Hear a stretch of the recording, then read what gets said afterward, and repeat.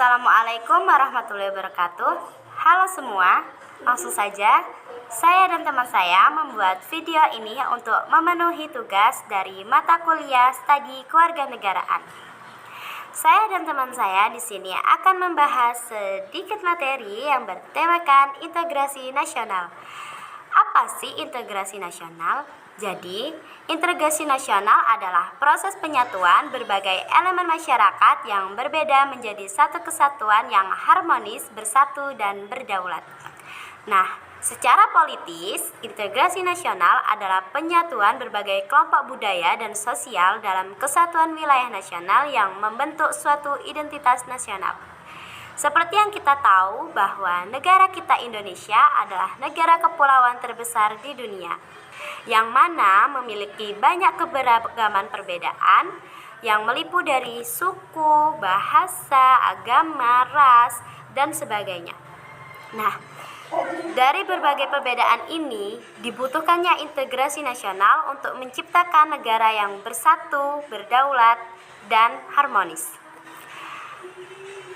Integrasi nasional sangat penting dalam membentuk negara yang kesatuan dan persatuan. Apa aja sih pentingnya? Jadi, pentingnya integrasi nasional bagi Indonesia antara lain yaitu yang pertama, yaitu menyatukan keberagaman. Indonesia adalah negara dengan kekayaan suku, budaya, ras, dan agama yang sangat beragam. Seperti yang saya ucapkan di awal, bahwa Indonesia adalah negara kepulauan yang sangat besar, yang mana itu menciptakan perbedaan yang sangat banyak di Indonesia. Tetapi kita sebagai warga harus bisa menyatukan keberagaman ini.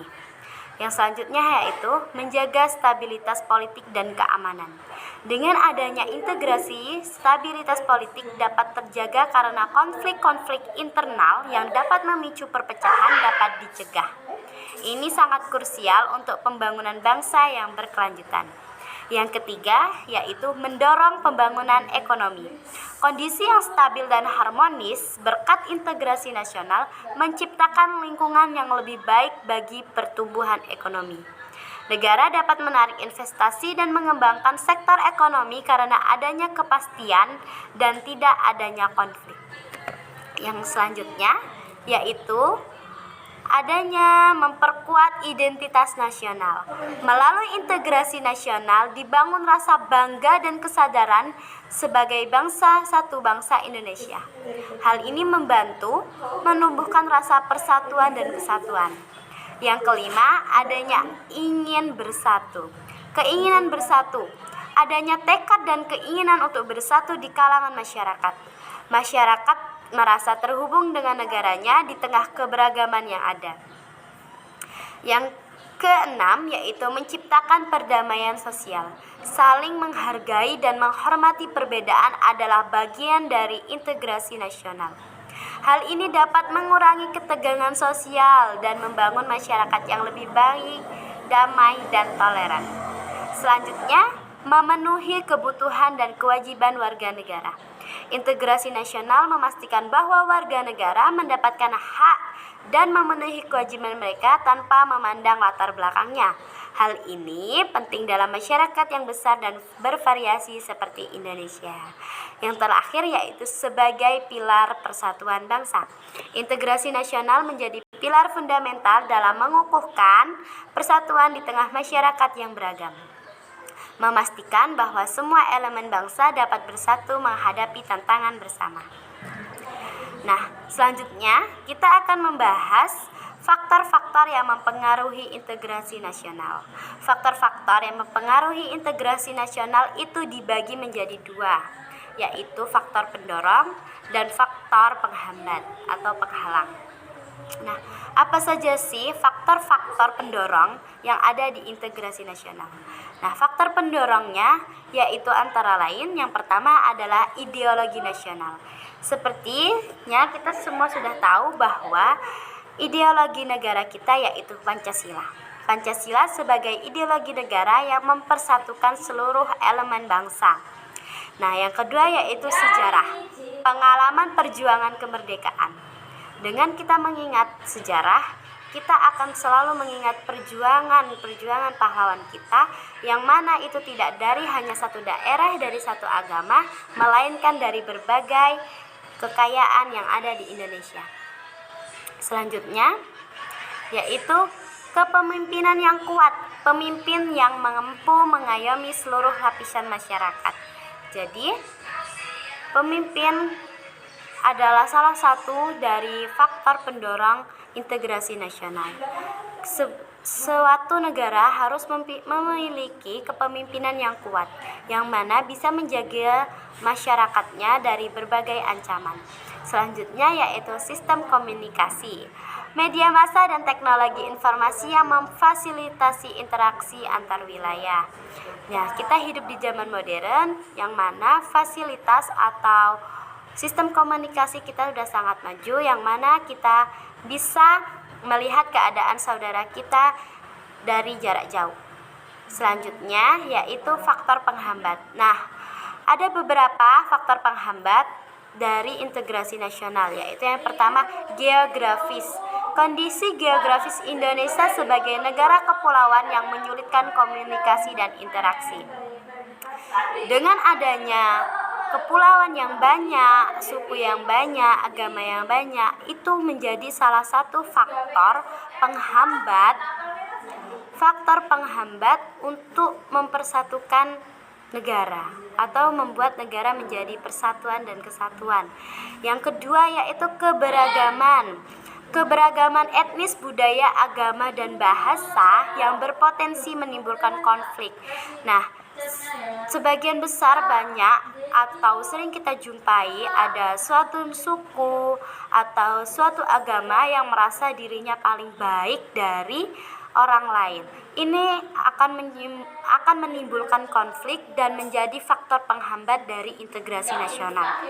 Nah, selanjutnya yaitu ketimpangan ekonomi. Nah, kesenjangan ekonomi antar wilayah yang dapat memicu kecemburuan sosial. Jadi, perbedaan ekonomi dari suatu daerah dan daerah lain itu dapat memicu kecemburuan sosial, yang mana itu dapat memicu konflik antar saudara. Selanjutnya yaitu primordialisme, yaitu sikap mengutamakan kelompok sendiri secara berlebihan. Nah, ini dia tadi. Nah, sering kita jumpai banyak suku atau agama yang mana merasa dirinya paling benar dan menyebabkan konflik antar saudara yang ada di Indonesia. Sehingganya ini akan merusak persatuan yang ada di negara Indonesia dan menjadi faktor penghambat integrasi nasional. Selanjutnya yaitu ada intervensi asing, pengaruh budaya asing yang dapat mengikis identitas nasional. Sering banyak kita jumpai atau kita sering melihat remaja pada saat ini, mereka itu lebih suka budaya asing daripada budaya sendiri. Nah, dengan kita tidak dapat memilah budaya asing, itu dapat mengikis identitas nasional, yang mana ini akan merusak persatuan negara kita. Nah, selanjutnya ada materi tentang tantangan dalam memperkuat integrasi nasional dan bagaimana upaya untuk memperkuat integrasi nasional, yang ini nanti akan dijelaskan oleh teman saya yang bernama Dewi Nafisah dari dari Prodi Hukum Ekonomi Syariah. Baiklah, mungkin dari saya cukup sekian dan akan dilanjutkan oleh Dewi Nafisah. Sampai jumpa.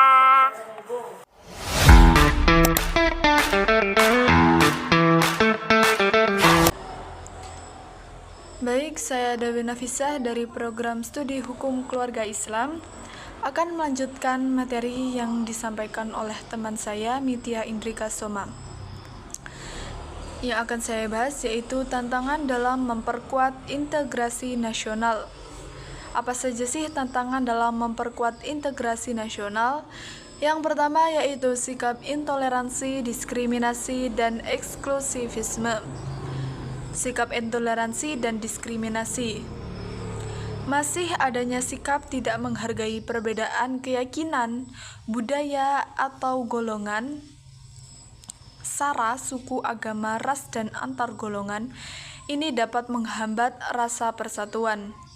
Sikap eksklusif, beberapa kelompok masyarakat cenderung mengisolasi diri atau menutup diri dari kelompok lain, merasa dirinya sebagai superior dan tidak menghargai kemajemukan bangsa yang seharusnya menjadi kekuatan. Kemudian, tantangan yang selanjutnya yaitu kesenjangan sosial dan ekonomi seperti ketimpangan pembangunan, kemiskinan, dan pengangguran.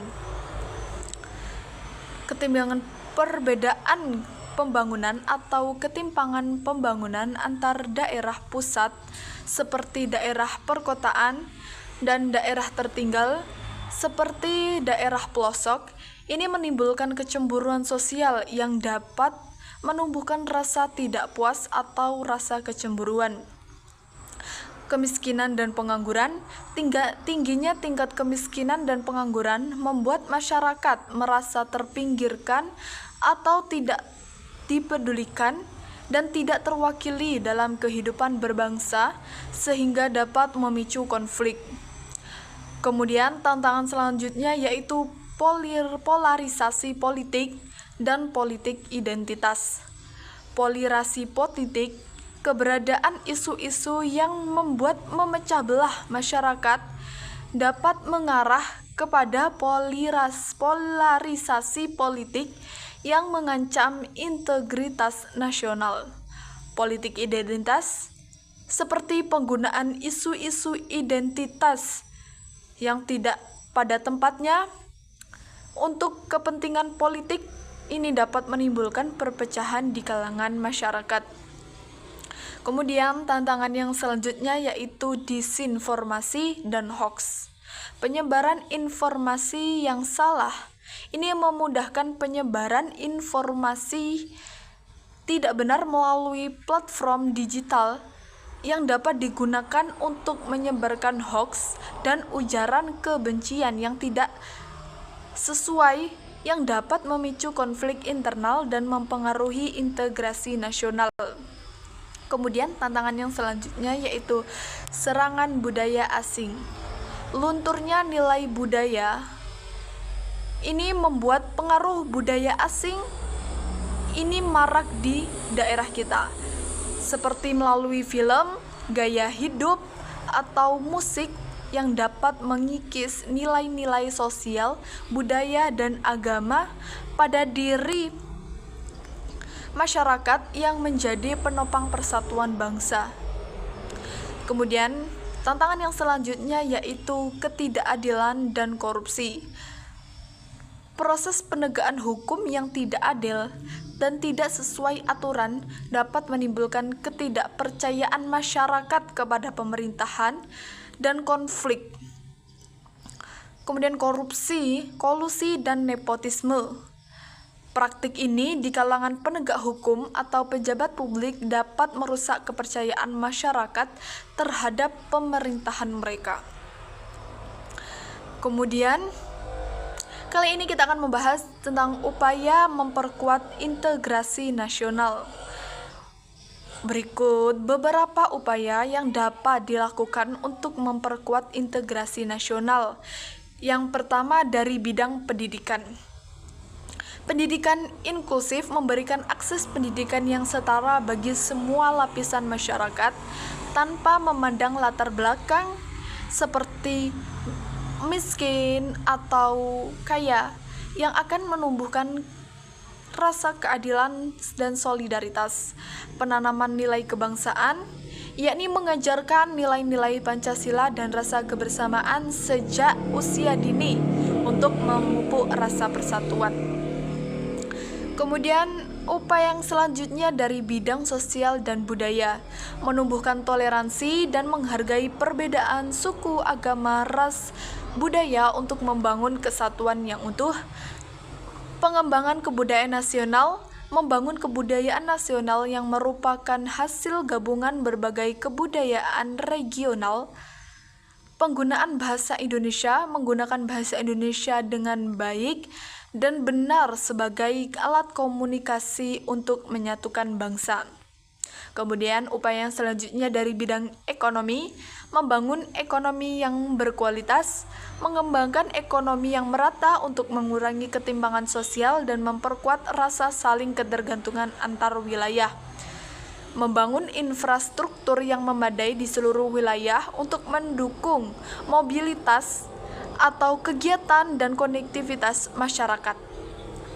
Kemudian upaya yang selanjutnya yaitu bidang ideologi dan politik, memperkuat ideologi Pancasila dengan cara menghayati dan mengamalkan nilai-nilai Pancasila dalam kehidupan sehari-hari.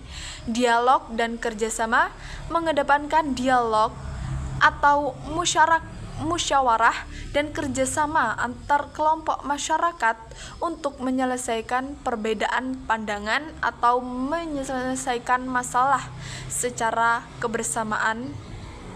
Ini juga menjadi upaya dalam memperkuat integrasi nasional. Kemudian upaya yang selanjutnya yaitu dari peran teknologi. Pemanfaat teknologi, menggunakan teknologi untuk meningkatkan pemahaman antar warga negara tentang perbedaan budaya dan menumbuhkan nilai-nilai nasionalisme. Kesimpulannya yaitu integrasi nasional merupakan proses penyatuan berbagai kelompok sosial dan budaya di dalam suatu wilayah menjadi satu kesatuan bangsa yang utuh. Proses ini melibatkan pembentukan identitas nasional dan kesamaan nilai yang mengatasi perbedaan suku, agama, ras, dan golongan sehingga tercipta kebersamaan dan keadilan untuk hidup berdampingan sebagai satu negara. Mungkin hanya itu yang dapat kami sampaikan. Kurang dan lebihnya kami mohon maaf, kepada Allah kami mohon maghfirahnya. Kami akhiri, wassalamualaikum warahmatullahi wabarakatuh.